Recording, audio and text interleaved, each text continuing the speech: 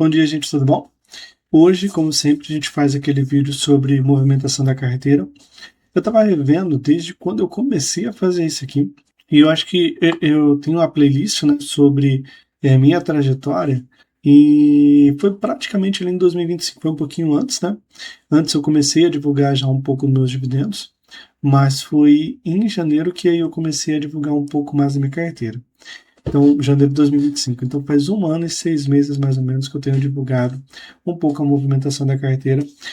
A ideia não é, de modo nenhum, servir como base para você investir, tá? Até porque a carteira, ela é muito, muito pessoal, tá? Existem objetivos que vão influenciar a carteira. Existe a aversão a risco, né? Ou seu apetite ao risco, que vai influenciar o seu perfil de investidor. Sua tese também, né? O que você acredita que vai bem, que vai mal. Acho que tudo isso você tem que utilizar para você criar a sua própria carteira. A ideia desse vídeo, né, é mais mostrar que é possível a pessoa investir por conta própria, é, e também é possível você alcançar resultados legais, assim, sem ser um operador do mercado de fato, né? O que eu acredito que realmente faz a diferença ali é o buy and hold, tá? É você comprar e você manter os seus ativos, não é aquela de você ficar girando a carteira, de você ficar fazendo trade, tá? Não significa que não é possível você ganhar dinheiro com trade, tá? Eu acredito que seja. Mas para a maioria da população, a gente não vai ter tempo para ficar estudando a movimentação do mercado para fazer os trades. Então, eu acredito que a parte de você estudar e você escolher os ativos e você segurar eles e manter por um longo prazo é uma maneira mais interessante de se investir, tá? Essa que eu falo mais. Atualmente eu estou lendo esse livro aqui que eu ganhei, tá? Não é fazendo propaganda nem nada, mas eu ganhei esse livro de um amigo e eu estou lendo e eu estou achando bem legal, tá? Tô no comecinho também, página 39, tá? Tô no começo. Mas eu tô achando bem legal. E assim, para conhecimento sempre é bom, né? Você expandir um pouquinho mais a sua visão, né?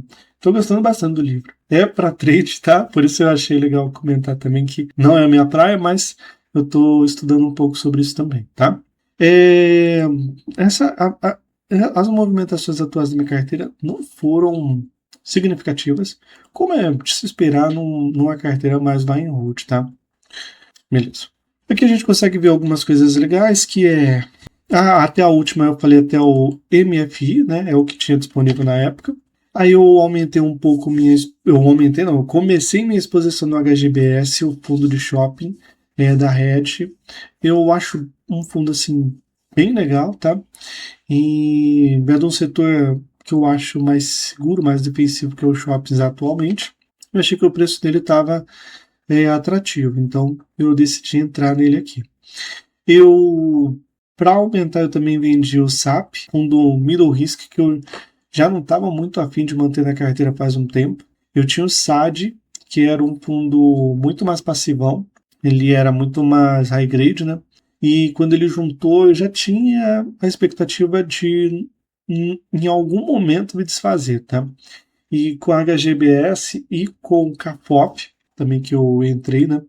Eu achei que era o momento propício para fazer isso. Então eu terminei virando minha posição do SAP. Dá para ver aqui, eu só tinha 182 cotas, né, do SAP. Então eu vendi.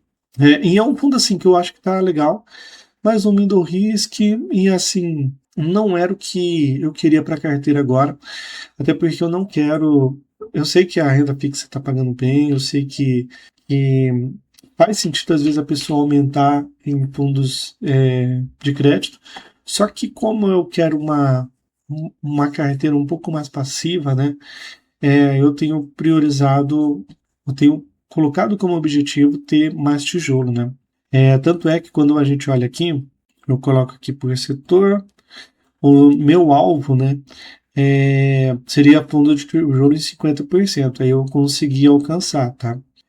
Tem algumas coisas que estão meio fora, né? O hedge fund, por exemplo, está 15% e eu tinha colocado 10%.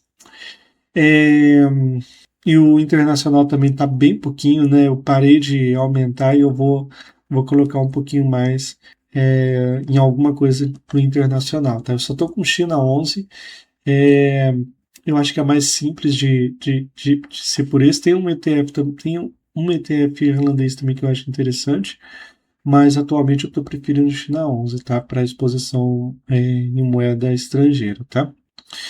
Assim, lembrando que para quem tem um patrimônio muito grande, às vezes você diversificar muito mais faz muito mais sentido, tá? Mas atualmente eu estou em um momento mais de crescimento, assim, e os dividendos eles estão me ajudando bastante já, tá? Nessa parte de investimento, tá? Lembrando que nesse vídeo eu não falo de dividendos, só no próximo, né, que é no final do mês, que aí eu trago meus dividendos, tá? Então, geralmente é 2 vídeos por mês.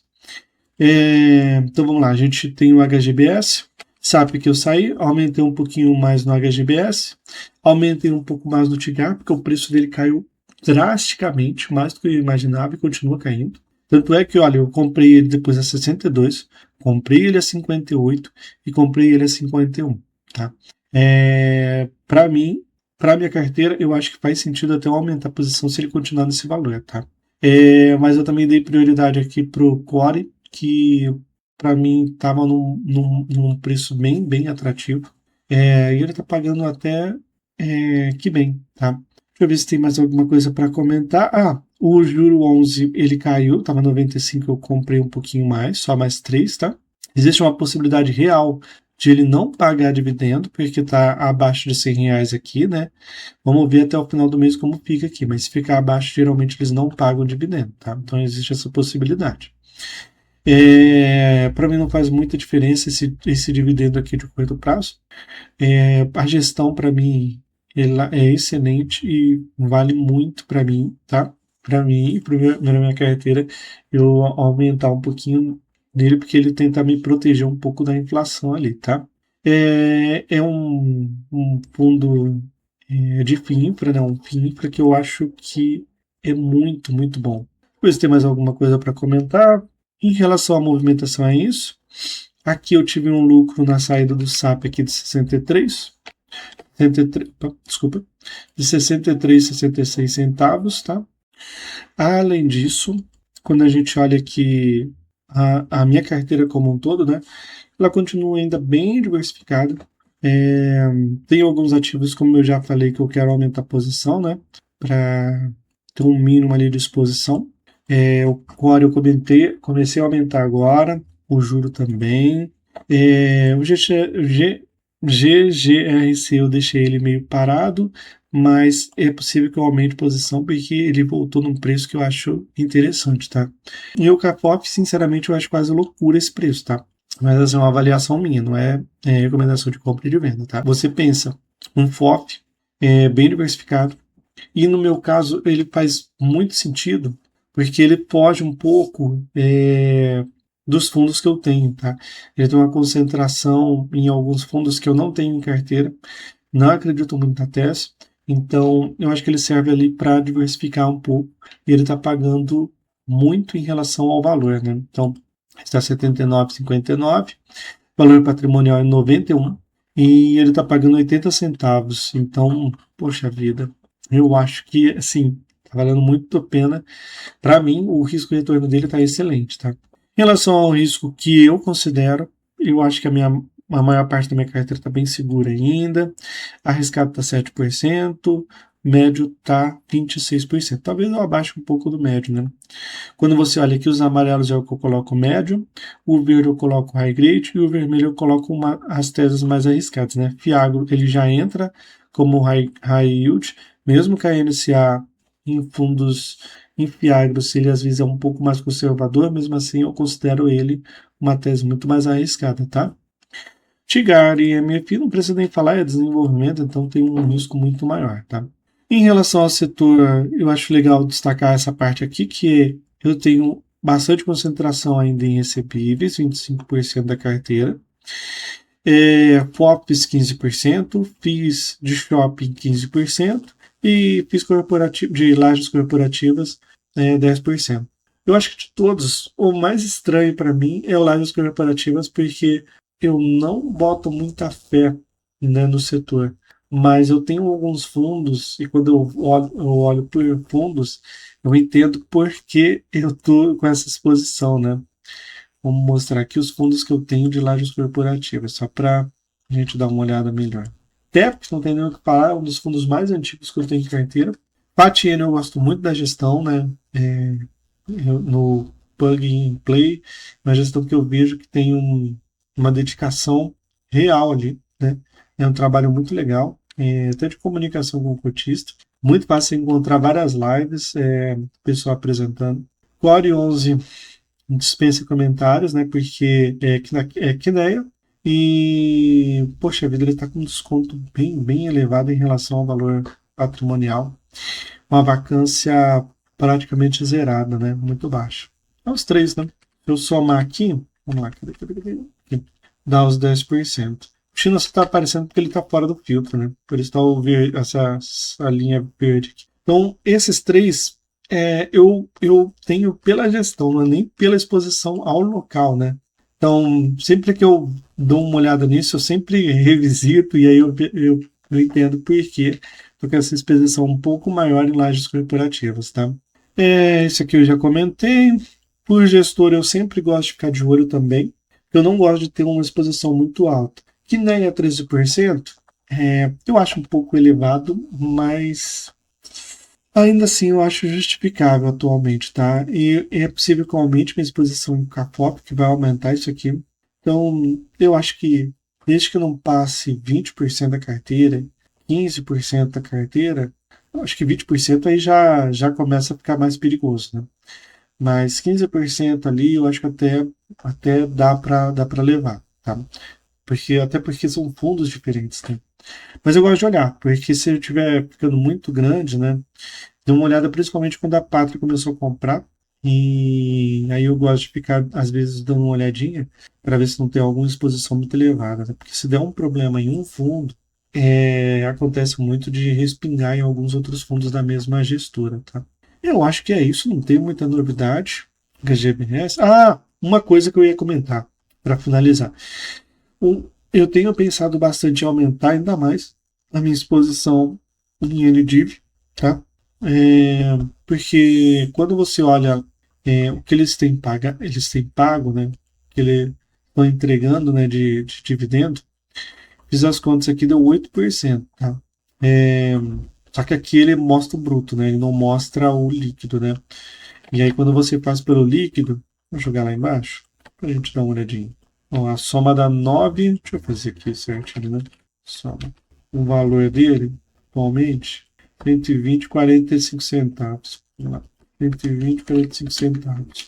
Dá 8%. Como esse aqui é o líquido, esse é o bruto, eu tenho que ver os 85%, porque 15% não vem para mim, tá? Ah, nem precisava, né? Ele está pagando 6,85 hoje, com a cotação de hoje. Para renda variável, eu acho muito, muito atrativo. Eu estava olhando a carteira deles e eu acho que está com a carteira bem interessante ainda, tá? Bastante exposição em BB Seguridade. Eu pensei até que eles tinham muito mais banco do que eles têm, tá? É que financeira é 23%, que eles têm mais utilidade pública.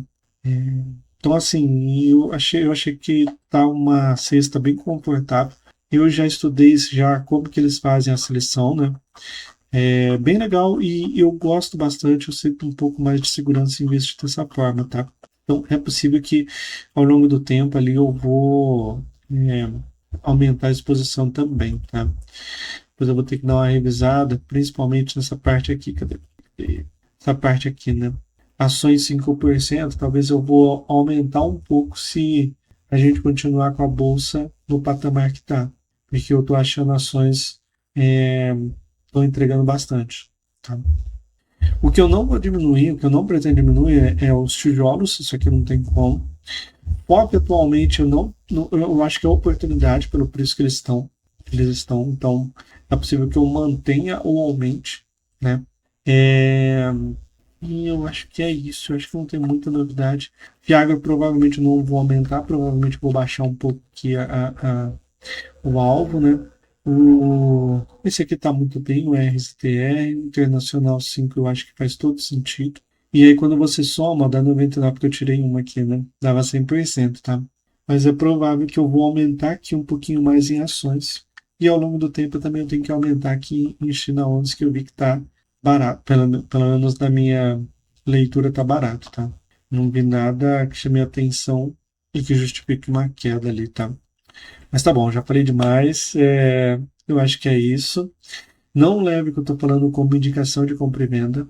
Tem muita coisa, por exemplo, que eu não consigo ver. Eu não sou profissional da área, então eu não consigo ver o mercado como um todo. Eu sou muito restrito, geralmente, aos que eu já estou investindo e algumas carteiras recomendadas que eu fico de olho. Tá? Eu também, para me balizar, né, para ter uma ideia assim, eu pago o Desmistificando FII, me ajuda muito a ter uma ideia geral ali, principalmente dos fundos de investimento imobiliário. Eu também tenho acesso à carteira deles de ações, eu pago. Acho muito, muito legal, até a maneira que eles escrevem lá. Mas eu estou preferindo entrar pelos ETFs porque eu acho que é muito mais simples e eu não sou tentado a vender tão rápido quanto eu costumo vender, tá? Eu ainda vejo muito risco ali em ações, então, acontece muito de eu começar a criar uma carteira de ações, o preço subir e eu já vender, porque eu faço uma comparação muito crua ali entre FIIs e eu termino achando que faz mais sentido eu pegar pelos dividendos ali, tá? Mas isso, assim, é algo que eu estou amadurecendo, né, como investidor. É, eu sei até que dá para evoluir mais nessa parte, mas é isso, é isso. É, é conhecer o seu perfil, né? Traçar a sua estratégia e entender se faz sentido em relação aos seus objetivos, né? Porque não faz muito sentido você investir sem um objetivo claro, né? Sem você entender se o seu objetivo é de longo, curto, médio prazo, se você quer uma carteira mais focada em dividendos, se você quer uma carteira mais focada em valorização, e todas essas coisas influenciam muito, porque se você não entender isso, acontece muito de você começar a girar a carteira e mais do que deveria. E esses giros, às vezes, eles são prejudiciais para o resultado da sua carteira. Tá? Então, acho que é isso, tá? Tenho aprendido cada vez mais e vamos que vamos, gente. E espero que tenham gostado do vídeo. Se gostou, deixa o like. É, Qualquer coisa, deixa nos comentários aí. E vamos que vamos, gente.